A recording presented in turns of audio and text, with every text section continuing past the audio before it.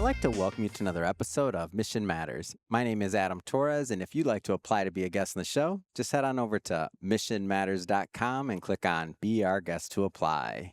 All right, so today I'm in Washington, D.C., and I'm at the Power Up Conference hosted by Gloria Felt, Women Connect for Good. We've been out here now for the last 2 days. Yesterday I was at this VIP dinner and like this performance by Marina. I mean, it's been a whole lot of fun. My second year in a row attending, and I will be here next year again. And my next guest is Maggie. Maggie is an artist, an activist, and so much more. Maggie, I think the first time we met was at the Marymount event, State of Women. That's what it was, State of the Women. Yes. First off, just welcome to the show. Good to see you again. Thank you. Good to see you too. Welcome back to DC. Yes.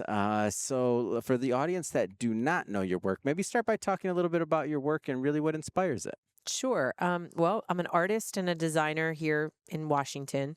And the last 20 years, I've really focused on public artwork and commercial design. So restaurants, nightclubs, hotels. And about 5 or 6 years ago, it really became clear to me that I needed to move into activism, use my skill sets as both a designer and a public artist. I'm very aware of how critical the arts are to diplomacy, to healing, to making sure that people feel like they're more connected than they are divided. And I think, I don't know that I could have even predicted how critical that is now versus even just 5, 6 years ago when I was really feeling this strong pull towards moving towards that trajectory in my career. A few years ago, launched 2 organizations, not intending to do 2, but one is called Vote for Your Daughter, and the other one is called Our Daughter's Future Funds. And Our Daughter's Future Fund is a 501c3 that allows us to create artwork in the name of, or in the vein of, highlighting what's going on for women and girls' rights in particular states around this country and also globally. And we're using, some of the statues are here today, but it's been an evolution, and it started with my paintings that I prototyped, and to see, how many little girls, physical little statues would take up enough space to stop somebody in their tracks and say, what's going on here, and why, why do they need to be gathered like this? So I'm very proud to be an artist from DC, and I think there can't be a more critical place to be having these conversations right now. So That's amazing, Maggie. So I'm curious. I've never. This is our first one-on-one full conversation without a lot of people around us. How did you get started in art? Like, where did that piece of this start for you? Yeah, that's a great question, because my undergrad was poli-sci. Interesting. And I grew Mine up here. too. International relations. Yeah. That's what I. So that's where I was in. Yeah. And by the way, it's not that hasn't directly and dynamically affected my work. Oh, absolutely. I can't see how it wouldn't. So Yeah. it makes sense when you say that. But when did you know like art was going to be your thing? My jam. Yeah. Well, I always painted. I always made artwork in college. I didn't know anybody growing up who was a professional artist. I didn't even see that career path as an option. Yeah. And I went. It's funny. I was applying to law school, and then I was painting in these studios at a university here in DC. My mom happened to be the vice president of, and she was like, "You should use the facilities while they're available to you." Yeah. Always painted. Wow. And a professor there was like, you really should pursue this. You should really go back to graduate school for this, which of course was Interesting. a massive left-hand turn from law school. Yeah. And I did. And there was no going back. Once I realized that I could make things with my hands and dynamically affect somebody's mood or their environment, or bring joy to somebody. Was that a progression, or was there a moment, like a moment, or was it a progression? Like that's super interesting. It was definitely both, and I say that because there was you're so young, you don't really know the aha moment that's happening is like. I was aware, actually, I was assembling scaffolding with a professor who was giving me a job, essentially, so I could make extra cash during graduate school, because my parents were like, this is ridiculous. Well, this is a fad she's going through, right? And we were restoring, like a fresco, basically, like restoring plaster. And it was it was just this moment of like, I don't know how have to make a living doing this, but I Yeah. know I have to make a living Wow. doing this. Wow. And then it was a progression of, is it the decorative arts? Mm. Is it just fine art? Is it okay to just paint something And that, at this moment, yeah, you're doing scaffolding. Just to be yeah, clear, you're like, yeah. all right, I gotta find, Well, using your body in any way, like tactile. it's Yeah, if very, you're very touching. Yeah, tactile. But yeah, if you talk to an athlete, they feel so satisfied at the end of like a workout, right? yeah. I get it. After you've talked to So any you're kind of saying like artist, studying for the LSAT and like cranking those books are heavy yeah. back then. You didn't get that same Listen, to feeling? start with nothing and then create something within an hour's time, it's the most satisfying feeling. And if you're in a flow state, you're like, what the hell is this magic? And then someone pays you for it? Yeah. What? I got to keep doing it.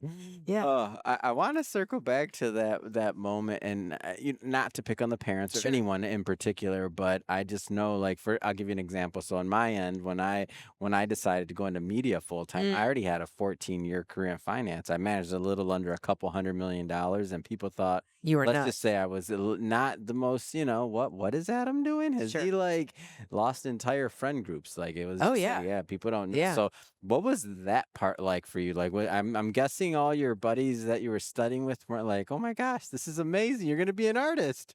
Forget You law know, school." Or were they? I don't know. Who knows? well, I it's don't know. funny that I did grow up here. So what I Mhm. did find is, and it's still to this day. I Yeah. mean, here we are in our 40s, and I have friends who will say to me, "So how's the art thing going?" You know, um, and when I was younger, I would say, you have to crawl before you can walk in any career path. Facts. So Hmm. it's really ridiculous to judge, but not unheard of to think, Yeah. how is someone going to make a living as an artist? Absolutely. I think the opportunities now Hmm. for anybody who decides to be a creative professional are Yeah. vastly different than they were 20 years ago. Yeah. The just the internet, the access to creative capital is just a completely different ball game. So Yeah.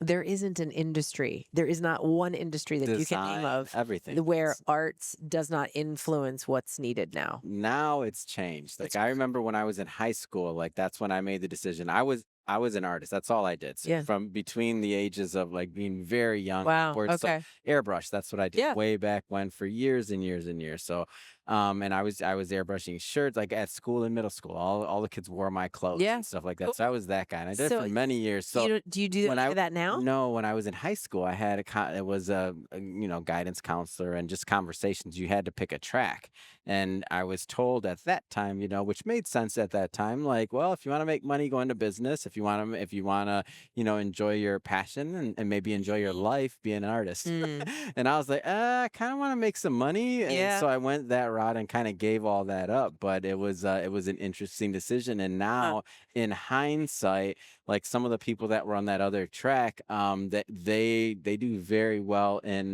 graphics and other things like that, and they kind of went on that track. So now I love this whole creator economy where you Mm, can really pursue either now at this point, like for art, sure. design, even just having an eye for it. With AI, you don't have to, if you Ugh, don't have the physical ability to, but if you have taste, still, there's a lot of different things you can do with art to where it's not making, just agreed. cranking stuff out, but even just if you have taste now for what you like, you can make money from it as a Mhm. creator. It's Mhm. just so interesting. Mhm. Yeah.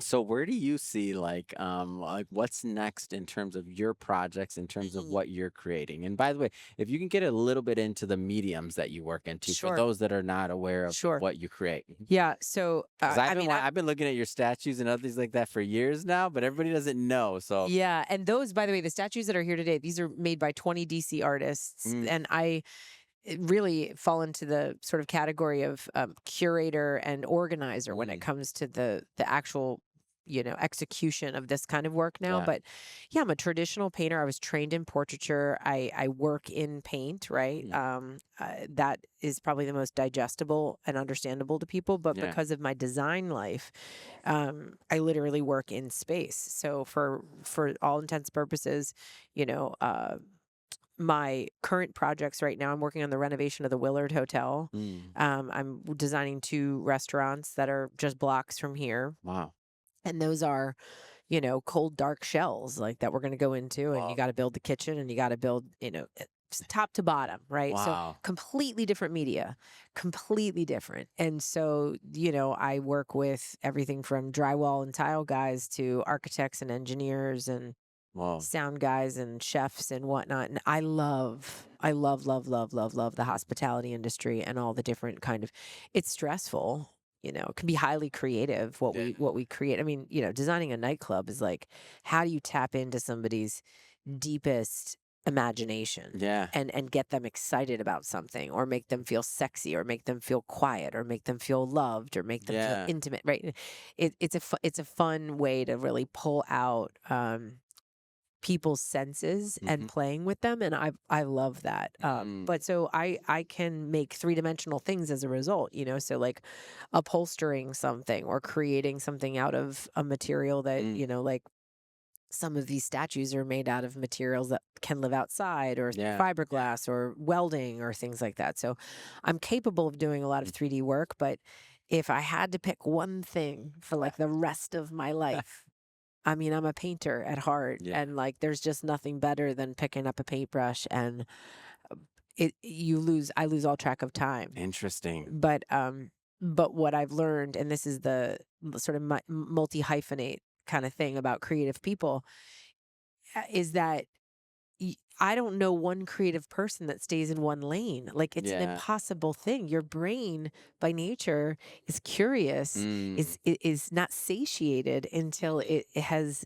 like scratched the itch of Yep. the other thing that you want to do, right? So that's how my career is unfolded. It's like, well, I got to see if I can do that. And I will say yes and not know how I'm going to actually get it done. Yeah. Uh, for better or for worse. Yeah. You know, you learn a lot like that, but I've tried, I've gotten my hands in all sorts of stuff, but I'm able to problem solve Mm. like very complicated, for instance, you know, an 8-week construction schedule, I can completely decipher while I'm painting. Wow. But if I'm sitting in front of my laptop and a calendar and I need to look at spreadsheets, Mm-hmm. it's like my brain just comes to this halt, you know? Yeah. But if I'm painting, I have lists going next to me, and it's Yeah. just everything makes sense. Yeah. Wow, that's Yeah. amazing. What is it like to walk into a restaurant that you helped design? That's got to be such a feeling, and to see people eating, and to It's see cool. people like enjoying the space that you created. Yeah, I mean, I'm so used to it now that I probably am a little dulled Mm. to the awe of that. But I'm when as it a first purveyor started, of food, and I'm not claiming I'm a foodie because I'm not. I don't. I just like food, whatever right, I like it all. I'm not claiming I have any actual taste. right, But I do appreciate when I walk into a space or a restaurant and I'm like, oh, this feels different. yeah, And I think it's just I don't want to use the word weird, but oh, it's almost surreal that you can create a different energy or space for somebody yes, based on what the way you create the lighting, the everything, the you just ambience, nailed it. and just Yeah, change everything around about that person's mood or uh about huh. their day. And their perception or perspective on potentially this person they're sitting across from, Yeah. the information that they're hearing in that moment. Hmm. Yeah, it's for me, it's like the most intoxicating challenge, because you're charged with what the client wants, Yeah. and then also creatively what you know you're capable of. Hmm. And sometimes I have to just like keep that to myself and Yep. be like, okay, I get it. Yeah. I get what you want, but I'm gonna, you know, and the responsibility you have in these spaces, for safety, for security Sure. Of course. purposes, you Of know, course. like if something's too dark, but yet it's sexy, great. Yeah. But like, is that safe? You know, like, Mhm. but yeah, listen, it doesn't get old to walk into a space that was a rendering on your Yeah. computer and samples on my table and, you know, just materials, right? And then it's real. Yeah. It is trippy. That's cool. Yeah.